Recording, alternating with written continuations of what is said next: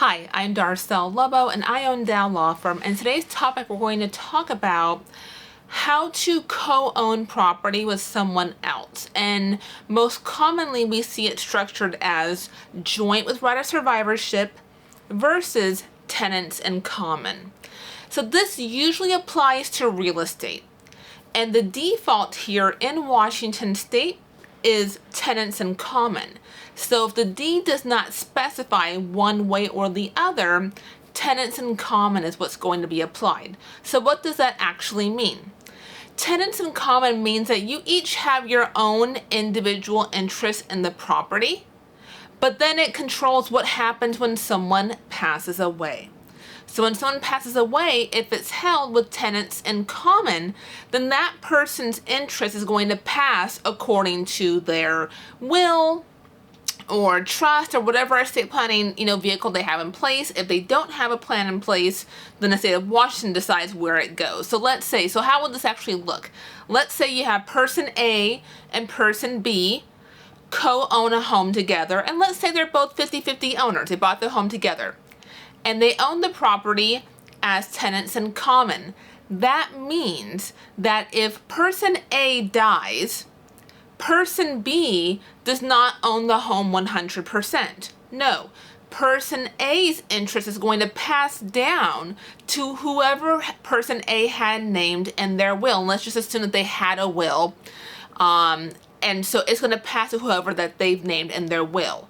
So the property would then be owned by person B plus whoever person A had named in their will. So let's say person A had all their property going to, I don't know, John and Susie. Then the owners of the property are going to be 50% to person B, and the other 50% is owned by John and Susie.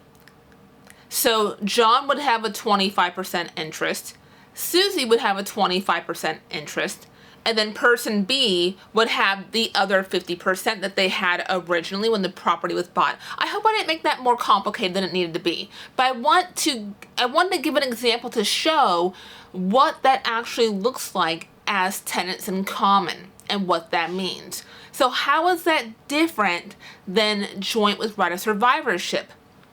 In that scenario, let's say again we have person A and person B bought a home together. They're 50-50 owners, but let's say that deed specifically stated that they were going to co-own the property jointly with the right of survivorship. So in that scenario, if person A passes away, person B becomes 100% owner of that property because it's owned jointly with the right of survivorship. That right of survivorship means that whoever survives out of the two of them, that person takes all. So if it is your intention to co-own real estate with somebody else, and it's your intention that your interest in the property, and everybody who's on title, it needs to be the same for everybody. It can't be person A wants tenants in common and person B wants joint with right of survivorship. Like, no, it needs to be the same, okay? So if you both want it to be that if one of us passes, it goes to the other person 100%. You need to ensure that that deed says joint with right of survivorship. That's not going to be done automatically for you. When you're buying the home, the default in Washington state is tenants in common. If the deed does not say, it is presumed to be as tenants in common. So if you have property that you co-own with someone, now if you're husband and wife, if you're a married couple, okay, if you're married, that's something different. I'm talking about two unmarried people, whether they're family, friends, okay, two unmarried people co-owning real estate. That's what we're talking about here. With a married couple, we get into community property laws, and so that's a different conversation. Right now I'm talking about two unmarried people, or it could be more than two. You could have 3 people, you could have 4 people, and they can co-own that real estate as tenants in common or joint with right of survivorship. The same rules apply, whether it's 2 people, 3, 4, however many you're going to have on title. It's the same rules as far as how that person's interest in the property will pass if it's held as tenants in common or joint with right of survivorship.